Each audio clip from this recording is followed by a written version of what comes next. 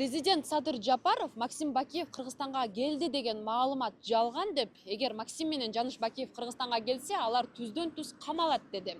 Бирок Курманбек Бакиев менен Сапар Исаков маселесинде сүйлөшүүлөр жүрүп жатканын, эгерде аларды камап алсаңар, силерге өткөрүп бергенге даярбыз деген шарт айтылганын билдирди. Президент өзү бир чети аларды Кыргызстанга алып келип, уурдалган акчалар боюнча, ТЭЦ боюнча, июнь-апрель окуясы боюнча суракка албайлыбы деп элге ой таштагандай болду.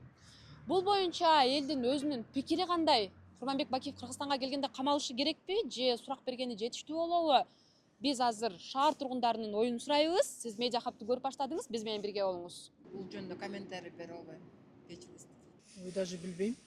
Ороз айында даже не знаю, как отвечать. Бакиевди бияка алып келиш үчүн биринчи элден пикирин алыш керек. Эл, мен ойлойм, обязательно каршы болот. Себеби дегенде балдар өлгөн, аталар өлгөн, инилер, агалар өлгөн. Ошон үчүн бул жерде бул маселе оор. Эгерде Бакиевди алып келе турган болсо, бул жерде чоң жаңжал чыгып кетиши мүмкүн. Эл көтөрүлөт, жаңжал чыгат. Ичи күйүп, абдан нааразы болуп турган адамдар көп. Малын чоңдор чечет да, мен чечмек белем. Чети өзүн кылгандары үчүн жооп бериш керек. Бирок эгер биздин мамлекетке анын алып келип сураганга пайдалуураак болсо, ошондой кылган туурараак деп эсептейм. Тиги бийликтин өзүнүн кызыкчылыктары бардыр. Ал кызыкчылыктардын караңгы. Алар өзүлөрү эле каларын билет. Бирок алып келбеш керек. Менин пикирим алып келбеш керек. Бул уже деген канча киши, 87 киши каза болду. Ошонун ичинен кайра туруп дагы актанып атат. А на самом деле доля правды есть. Баягы атылган балдар болгон. Мен жанында туруп эле өлүп аткан балдар болду. Мен да чыкканмын ошол жака. Мен да каршы болгом. Ошон үчүн менин оюмча Бакиевди, Курманбек Салиевди бияка вообще жоготпош керек. Эми камалып кетсин деп деле айта албайм. Келип мындай өзүнүн канчалык бир деңгээлде жообун бериш керек да. Бакиевди алып келип суракка алалы деп атат да. Жок болбойт. Потому что мен байкем ошол Бакиев революциялангачы байкемди алып кетишкен да.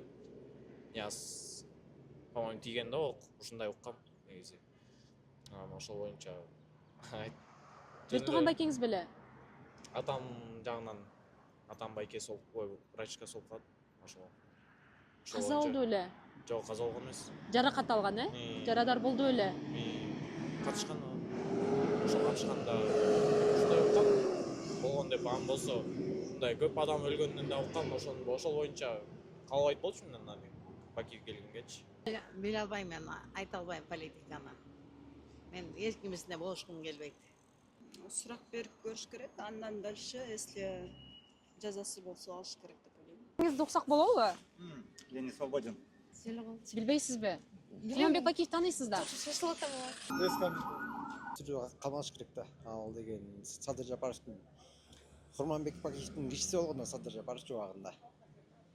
Балким өзүнүн жеке саясаты үчүн алып келген аткандар. Камалыш керек дейсизби? Негизи камалыш керек, ооба.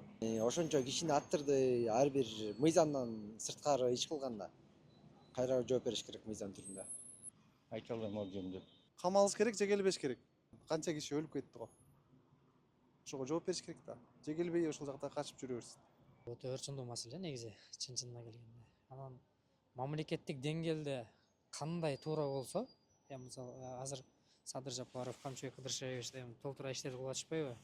Ошол мамлекеттик деңгээлде эгер ушул принциптерге ылайыктуу болуп, эч кандай Кыргызстанга зыянын тийбесе,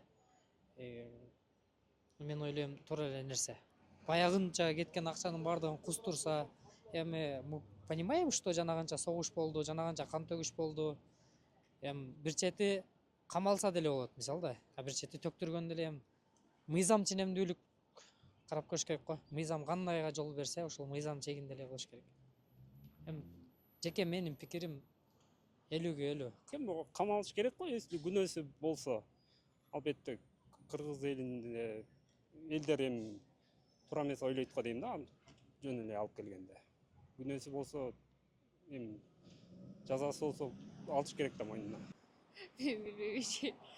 келбейли болгону туура. Все.